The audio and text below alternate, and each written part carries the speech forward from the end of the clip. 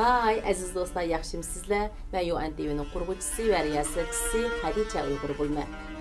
Chet elda bizning nurg'ulg'an kanallarimiz bo'lsa-mu, ammo Uyg'urlarning ma'naviy hayoti va psixik sog'lomligiga yetakchilik bo'lgan kanallar bo'lganligi uchun men o'z yonimdan xarajat qilib, yetmaganiga do'stlarimni qarz qilib, bu Uyg'ur xalq televiziyasini qurib chiqdim. Qisqagina necha oy ichida 12 sahifa bo'yicha 50 qism program ishildik.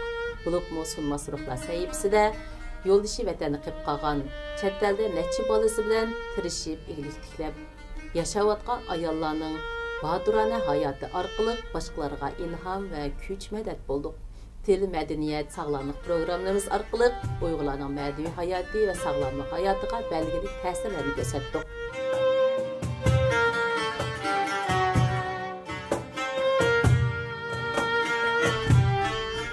Aslida biz yerim vaqtimizdan foydalanib, e'lon tashviqot programmalarimizni ishlab, iqtisodiy unum yaratib, qarzlarni qaytarishni o'ylashgan bo'lsak-mu, ammo ko'pchilikning tijoratlarida belgilik chekinish bo'lganligi uchun bizga e'lon ishlatish chiqmay qoldi.